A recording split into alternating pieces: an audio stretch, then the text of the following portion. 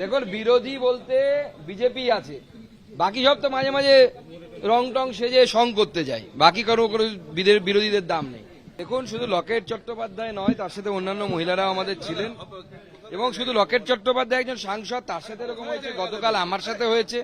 প্রতিদিন ওখানে পুলিশ যেভাবে অত্যাচার করছে, মহিলাদের উপর অত্যাচার করছে, গ্রামবাসীদের উপর অত্যাচার করছে, এবং অন্য কাউকে ঢুকতে দেওয়া হবে না, এই যে মানসিকতা, এই মানসিকতা থেকে পুলিশ বেরোতে পারছে না। মমতা বন্দ্যোপাধ্যায়ের নির্দেশে তারা এই কাজ করছে।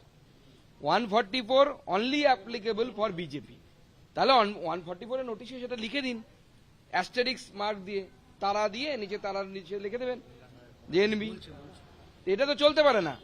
এমএলএ 50 জন লোক নিয়ে ঘুরে বেড়াচ্ছে, এটা চোর এমএলএ, আর আমাদের নেতারা যাবে, লকেট চ্যাটার্জি যাবে, আমি যাবো, আমাদেরকে আটকে দেবেন, শুভেন্দু অধিকারী যাবে, আটকে দেবেন। এটা তো চলতে পারে না। এরপরে আমরা বাধ্য হব সন্দেশখালী চলো অভিযান ডাকতে, প্রয়োজনে আমরা গোটা বাংলা থেকে মায়েদেরকে নিয়ে সন্দেশখালী প্রয়োজনে আমরা গিয়ে পুলিশকে শেখাবো যে এইভাবে গণতন্ত্রে মানুষের কণ্ঠকে রোধ করা যায় না। এই মুহূর্তে ডিজি সন্দেশখালীতে গিয়েছেন আবার। দেখুন ডিজি সন্দেশখালীতে বারবার যাচ্ছেন, কিন্তু কাজের কাজটা কি হচ্ছে? কালকে আমি যখন ধর্নায় বসেছিলাম, আমাকে ওঠানো হলো পুলিশ মারিয়ে দিয়ে, যে মহিলা ক্যামেরার সামনে মুখ বলছিলেন, আপনাদের নিশ্চয়ই ফুটেজ আছে, যে আগে মুখ ঢেকে বলছিলেন, এখন মুখ খুলে বলছি যে এই ধরনের ঘটনা ঘটেছে, সে অসুস্থ, তাকে হসপিটালাইজ করা হয়েছে। কিভাবে পারে এটা পুলিশ করতে? কি ভয় দেখানোর চেষ্টা হচ্ছে যে যাতে মুখ না খোলে মহিলারা? এইভাবে চলবে? মহিলাদেরকে ইজ্জত বিক্রি করেছে মমতা বন্দ্যোপাধ্যায়। মহিলারা এখন লাঠি ঝাঁটা নিয়ে তৃণমূলের অঞ্চল সভাপতির বাড়িতে, তার অফিসে ফেরিতে হামলা, লাঠি ঝাঁটা নিয়ে মহিলারা ফের রাস্তায়। দেখুন আমি পরিষ্কার,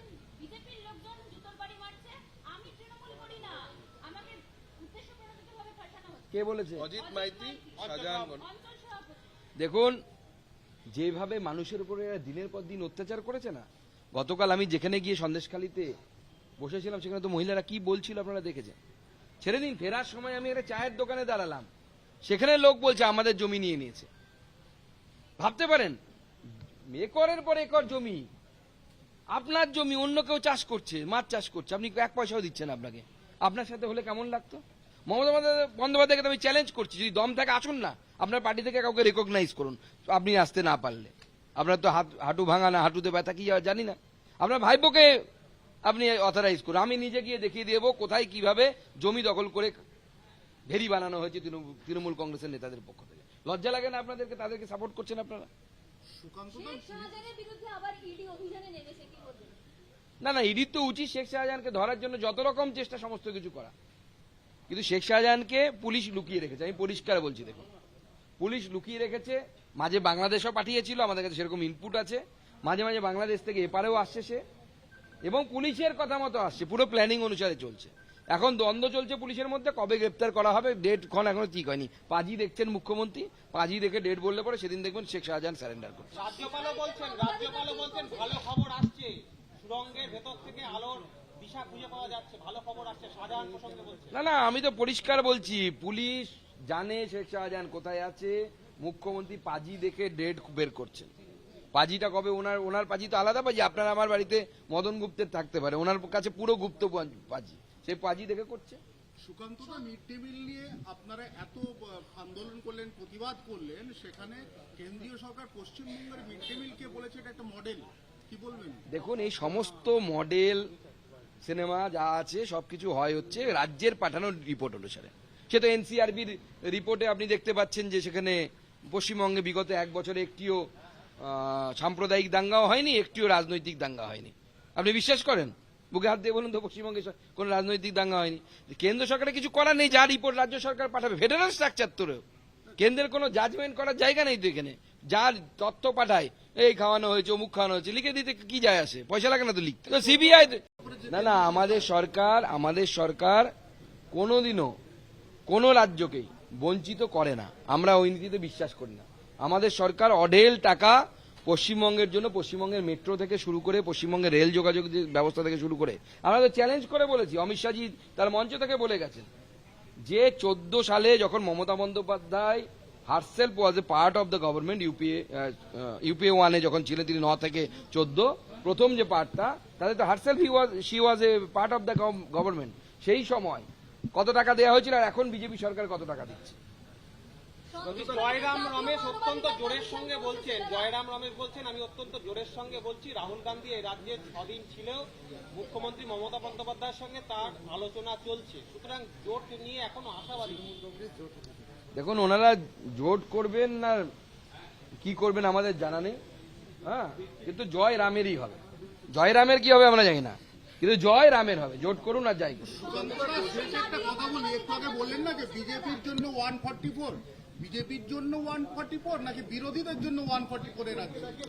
দেখুন, বিরোধী বলতে বিজেপি আছে, বাকি সব তো মাঝে মাঝে রং টং সেজে সং করতে যায়, বাকি কোনো বিরোধীদের দাম নেই।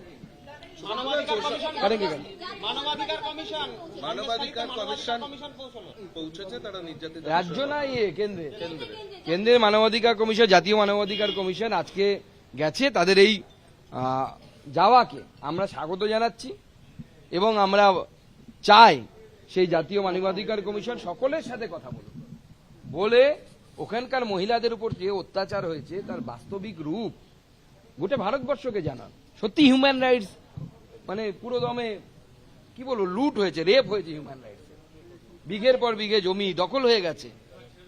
মহিলারা বলছে যে কেউ কোনো প্রতিবাদ করলে মোটা কোদালের বাট দিয়ে পেটানো হতো। 22 তারিখে রাম মন্দির উদ্বোধনের দিন হিন্দুরা উদযাপন করতে গেছিল, উদযাপন করতে দেয়া হয়নি। হিন্দুদের কি রিলিজিয়াস রাইট নেই পশ্চিমবঙ্গে?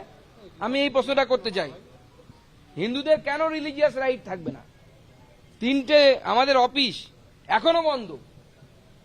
মমতা বন্দ্যোপাধ্যায় এটাকে গণতন্ত্র বলেন? এটাকে গণতন্ত্র বলা উচিত? আমরা আপনাদেরকে জানাবো, এখন সম্ভাবনা আছে মাননীয় প্রধানমন্ত্রী 1 এবং 2 তারিখও পশ্চিমবঙ্গে থাকবেন।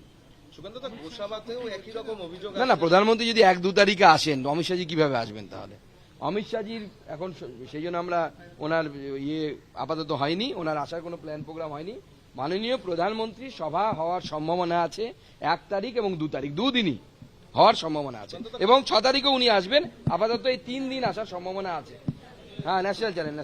গোসাবা থেকেও একই রকম অভিযোগ সামনে আসছে যে জোর করে মার্কেট দখল করা হয়েছে, জমি দখল করে। দক্ষিণ 24 পরগনা এবং উত্তর 24 পরগনার বিস্তৃত এলাকায় এই ধরনের ঘটনা ঘটেছে। বিভিন্ন জায়গায় হিন্দু মেয়েদেরকে রেপ করা হয় নিয়মিত। ডেমোগ্রাফি যেখানে যেখানে চেঞ্জ হয়ে গেছে। আমরা গোটা বাংলার মা বোনেদেরকে বলতে চাই যে আপনারা নজর রাখুন। সন্দেশখালী আজকে হয়তো আপনার বাড়ি থেকে দূরে আছে, আগামীকাল আপনার বাড়ির পাশে সন্দেশখালী হতে পারে, সেটা ভেবে ভোট দিন।